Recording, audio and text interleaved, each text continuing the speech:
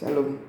Eh, Ketika kita berbicara tentang kerajaan Allah, kita memahami ketika kita melihat di dalam perjanjian baru di saat murid-murid berbicara kepada Yesus.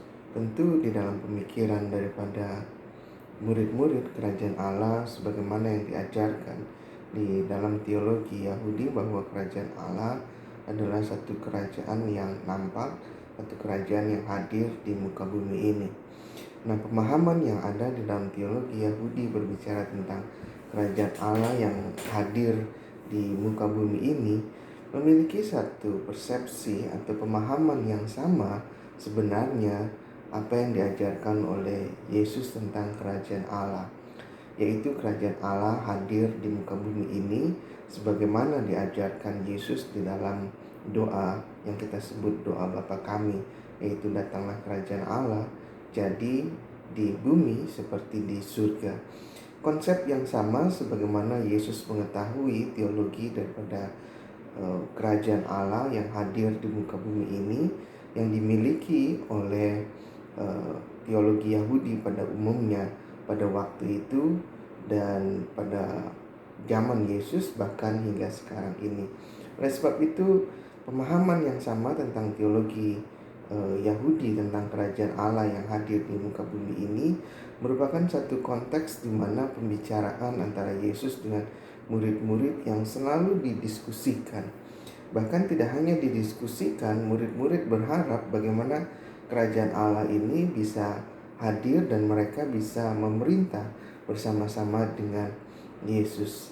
Nah, dalam hal ini tentu sebenarnya Yesus tidak memberikan satu larangan atau Yesus memberikan satu pemahaman yang berbeda, tetapi Yesus selalu memberikan timing.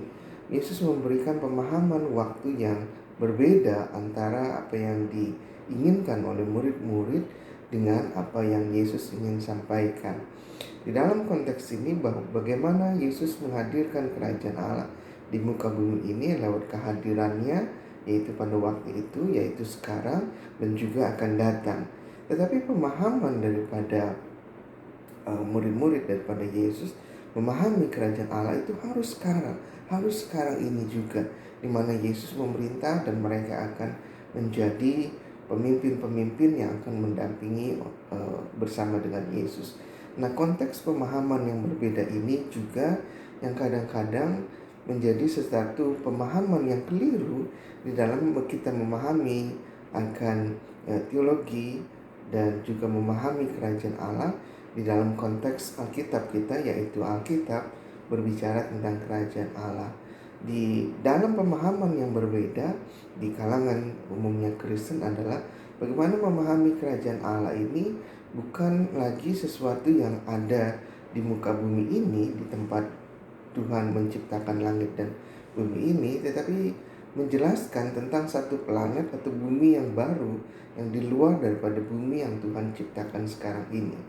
Jadi memberikan satu pemahaman bahwa kerajaan Allah itu adalah sesuatu yang akan datang, sesuatu yang akan hadir di luar daripada bumi ini yang disebut kerajaan Allah, atau di dalam tanda kutip yaitu surga yang diharapkan oleh sebagian orang-orang percaya. Namun kembali di dalam konteks teologi Yahudi yang hidup, yang menjadi dasar daripada perjanjian baru yang diajarkan oleh Yesus dan diajarkan oleh Paulus dan yang dipercaya oleh murid-murid dan juga dipercayai oleh orang Yahudi adalah kerajaan Allah adalah sesuatu yang hadir di muka bumi ini dan bukan di dalam planet yang lain atau di dalam ciptaan yang lain. Itu sebabnya murid-murid memiliki pemahaman yang mana mereka menginginkan sekarang, tetapi Yesus katakan tunggu sampai genap waktunya, yaitu sampai kedatangan yang kedua. Yesus akan memerintah di bumi ini bersama-sama dengan orang-orang percaya.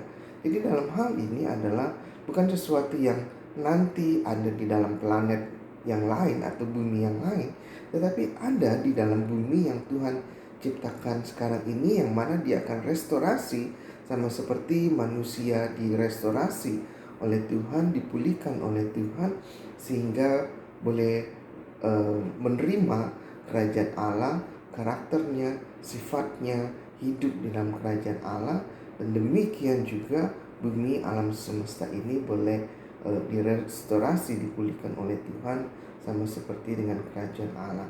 Nah, pemahaman yang berbeda antara konteks teologi kerajaan Allah, antara apa yang dimiliki oleh sebagian orang yang percaya akan planet atau dunia yang baru, dengan pemahaman yang ada di dalam perjanjian lama dan juga perjanjian baru yang diajarkan oleh Yesus ini juga sangat penting ketika kita memaknai Paskah yang kita sudah lewati di dalam bulan ini.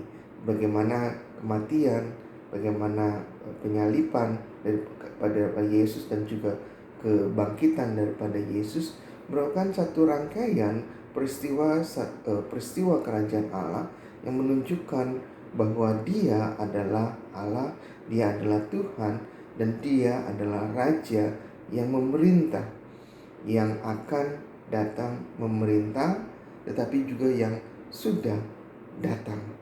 Nah, di dalam konteks ini tentu apa yang disampaikan oleh seorang teolog besar bernama N.T. Wright memberikan banyak penjelasan tentang bagaimana kerajaan Allah sudah hadir, bagaimana Yesus dengan kebangkitan yaitu hidup di dalam konteks yang baru sebagai ciptaan baru di dalam dunia yang sama ini, yang mana orang percaya dipulihkan, dunia dipulihkan, direstorasi untuk menjadi kerajaan Allah yang akan hadir di dalam dunia ini untuk menantikan Yesus kedatangan 2 kali. Oleh sebab itu, Paskah yang ada yang kita lewati ini merupakan satu karya restorasi yang terus-menerus diperingati oleh kita semua untuk kita menghadirkan kerajaan Allah di dalam dunia ini. Tuhan berkati kita semua.